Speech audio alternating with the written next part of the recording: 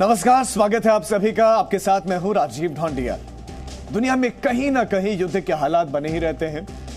दो देशों के बीच में टकराव धरती के किसी भी कोने में हो, असर पूरी दुनिया पर इसका पड़ता है। ऐसी ही एक तनातनी पिछले कुछ हफ्तों से यूक्रेन और रूस के बीच में बनी हुई है। कब युद्ध भड़क जाए कहा नहीं जा सकता। यूक्रेन की जमीन पर कब युद्ध भूमि में यह जमीन तब्दील हो जाए नहीं पता। इसीलिए हम आपको हर दिन का हाल दिखा रहे हैं। तो चलिए शुरू करते हैं आज की खास पेशकश, युद्ध।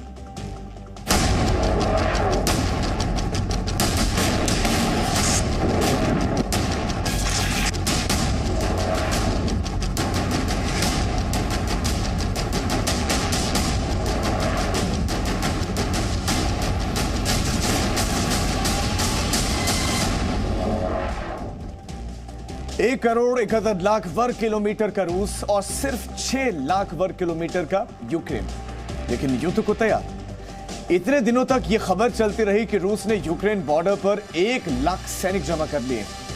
3 तरफ से यूक्रेन घिर चुका है। रूस रोज वॉर एक्सरसाइज कर रहा है, लेकिन अब यूक्रेन की सेना भी मोर्चे पर पहुंच गई है। यूक्रेन भी युद्धाभ्यास करने लगा है। यूक्रेन की सरकार भी कह रही है अगर युद्ध होगा तो अपने दम पर लड़ेंगे।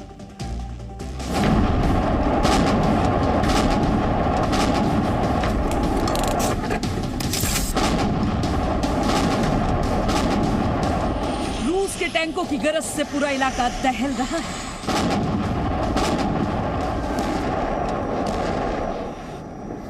रूस की वॉरशिप समंदर में आग उगल रही है।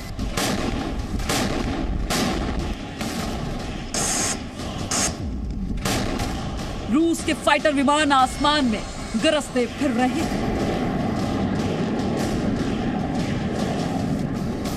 ये रूस की तैयारी है, लेकिन यूक्रेन की सरहद पर अब सिर्फ रूस नहीं, यूक्रेन के जवान भी तैयार हैं।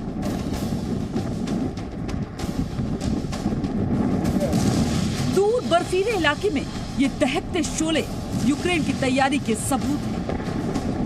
यूक्रेन के सैनिक पलक झपकते ही किसी टैंक को उड़ा डालने की ट्रेनिंग ले रहे हैं। यूक्रेन के इन जवानों को next generation light anti tank weapon से ट्रेनिंग करते देख रूस का मूड बिगड़ गया है। ब्रिटेन के ट्रेनर यूक्रेन के सैनिकों को सिखा रहे हैं कि कैसे कंधे पर रखकर इस एंटी टैंक वेपन को इस्तेमाल करना है। रूस की ओर से बढ़ती तैनाती और हमले के खतरे को देखते हुए यूक्रेन भी अब बचाव की तैयारी में जुट गया है। एक दिन पहले ही यूक्रेन के सैनिकों ने क्रीमिया से सटे पूर्वी दक्षिणी इलाके में युद्धाभ्यास किया था।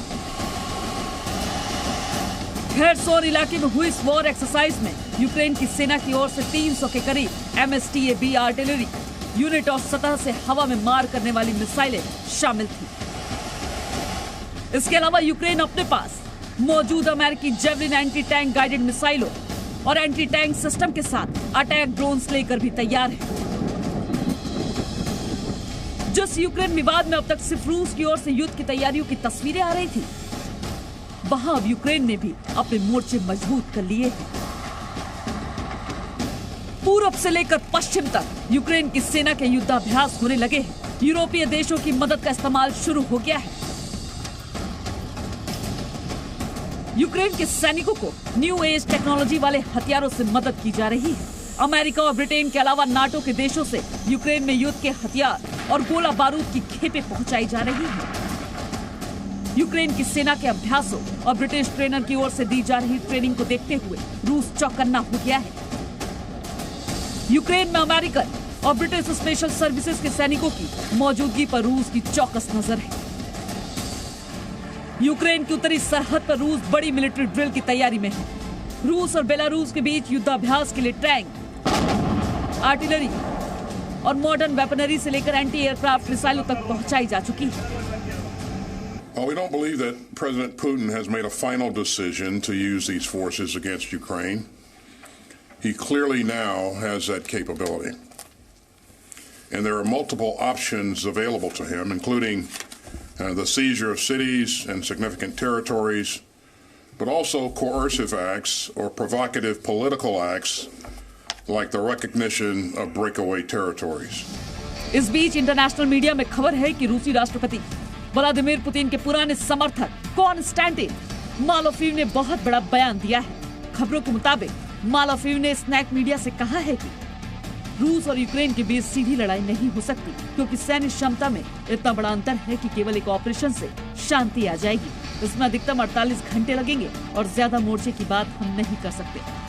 पुतिन समर्थक की ओर से आया ये बयान यूक्रेन के लिए लास्ट वार्निंग जैसा है, क्योंकि यूक्रेन खुद ये कह चुका है कि उसके तीनों तरफ रूस के 1,30,000 से ज्यादा सैनिक घेरा डाले बैठे हैं। ब्यूरो रिपोर्ट, जी मीडिया।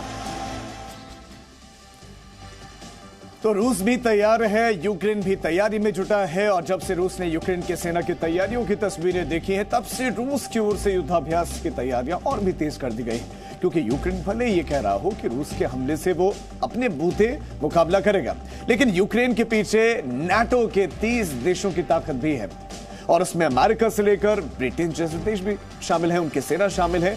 तो चलिए एक नजर डालते हैं, अगर नाटो के 30 देश एक तरफ हो और रूस दूसरी तरफ अकेला, तो रूस मुकाबले में कहां ठहरता। तो सबसे पहले सैनिकों की बात कर ली जाए तो रूस के पास 8.5 लाख एक्टिव सैनिक हैं, 8.5 लाख, जबकि नाटो के 30 देशों को अगर हम मिला दिया जाए तो 21,15,000 सैनिक हैं, यानी कि इस मामले में नाटो काफी आगे हो जाता है। फिर रूस के पास कुल एयरक्राफ्ट की संख्या 4,173 है एयरक्राफ्ट, जबकि नाटो देशों के पास 20,738 एयरक्राफ्ट हैं। रूस के पास कुल 772 फाइटर जेट्स प्लेन हैं जो जंग में भी काम आ सकते हैं। तो नाटो देशों को अगर हम मिला दें तो 3,527 फाइटर्स हैं, ये फाइटर जेट्स हैं उनके पास। अगर हम रूस के पास हेलीकॉप्टर्स की बात करें तो हेलीकॉप्टर्स की संख्या सिर्फ 772 है, जबकि नाटो में शामिल देशों के पास 8,485 हेलीकॉप्टर्स मौजूद हैं। टैंक के मामलों की बात करें तो टैंक के मामलों में रूस बहुत आगे है, और उसके पास 12,420 टैंक मौजूद हैं, जबकि नाटो के सारे देशों को भी अगर हम मिला दें तो टैंकों की कुल संख्या 14,672 होती है। समंदर में जंग के लिए रूस के पास 605 नेवल फ्लीट्स मौजूद हैं, जबकि नाटो कंट्रीज के पास 2,049 नेवल फ्लीट्स मौजूद हैं। अगर हम सबमरीन को देखें तो सबमरीन के मामले में भी रूस के पास सिर्फ 70 सबमरीन हैं, जबकि नाटो देशों के पास 144 सबमरीन मौजूद हैं। हालांकि नाटो देशों की ये कुल ताकत है जो कि जंग के हालात में पूरी तरह यूक्रेन में इस्तेमाल नहीं की जाएगी। फिर भी रूस अपने सामने खड़े नाटो की इस शक्ति के मुकाबले की तैयारी में जुटा है, और अब तक यूक्रेन की तीनों तरफ से वो अब तक यूक्रेन को घेर भी चुका है। यूक्रेन और रूस की सेना की तैनाती की अगर बात की जाए तो एक हफ्ते पहले तक जो हालात थे उसे ग्राफिक्स के जरिए समझने की कोशिश करते हैं। तो रूस की पश्चिमी सरहद पर ये यूक्रेन बसा हुआ है, आपके सामने ये मैप आ गया है, यूक्रेन बसा हुआ है पश्चिमी सरहद पर, और इसके आसपास रूस की तैयारियां आप देखिए, उसके आसपास तैनाती आप देखिए। यहां पर दक्षिण में क्रीमिया से अगर आप शुरू करते हैं और फिर यूक्रेन की सरहद पर आप देखते चले जाइए, क्रीमिया में एयरफोर्स के जवान तैनात है, और ये जो रेड रंग अब जो है लाल रंग आप देख रहे हैं, ये लाल रंग में सब रूसी सेना की तैनाती है। यूक्रेन की पूर्वी सरहद पर अगर आप देखें तो ये सारी तैनाती टैंक्स की है, और उसके साथ साथ रशियन आर्मी की मैकेनाइज्ड बटालियन भी तैनात की गई। तो पूरब से लेकर उत्तर में बेलारूस की सरहद तक रशियन आर्मी के टैंक और मैकेनाइज्ड बटालियन तैनात है, और इसके मुकाबले यूक्रेन में तैयारियां क्या है वो भी जरा देख लीजिए। यूक्रेन में रूसी सैनिकों के मुकाबले कोई विशेष तैयारी नजर नहीं आती है। यूक्रेन में जैसे पूर्वी सरहद पर एयरफोर्स और मैकेनाइज्ड बटालियन तैनात है, उसी तरह उत्तरी, पश्चिमी और दक्षिणी सरहदों पर भी तैनात है। लेकिन आप जरा दोनों ही देशों से हुई इस मोर्चेबंदी को अगर देखें तो ये साफ डिफरेंस पता चलता है कि रूस ने यूक्रेन को चारों तरफ से घेर रखा है, और कम से कम यूक्रेन जंग के लिहाज से तैनाती करता नहीं दिख रहा।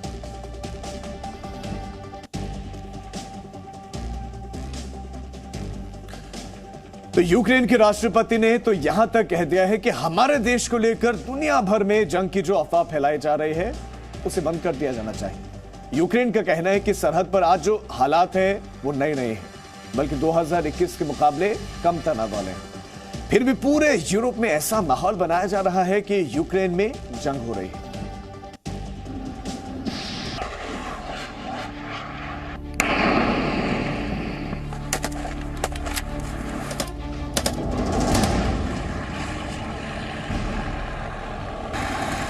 यूक्रेन की सरहद पर रूस युद्धाभ्यास कर रहा है।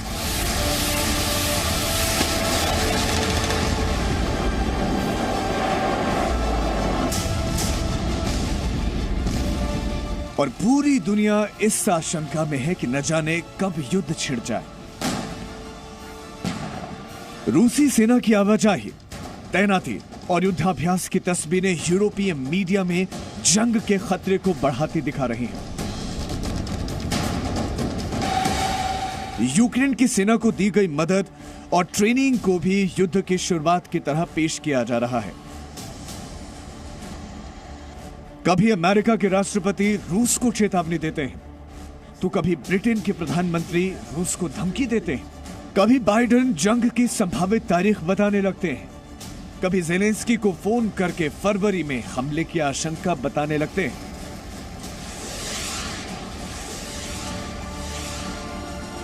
पूरे यूरोप में यूक्रेन को लेकर ऐसी अफवाह है कि यूक्रेन के राष्ट्रपति वोलोदिमीर ज़ेलेंस्की परेशान हो चुके हैं। जंग से पहले जंग की अफवाह का असर यूक्रेन की इकोनॉमी पर पड़ने लगा है।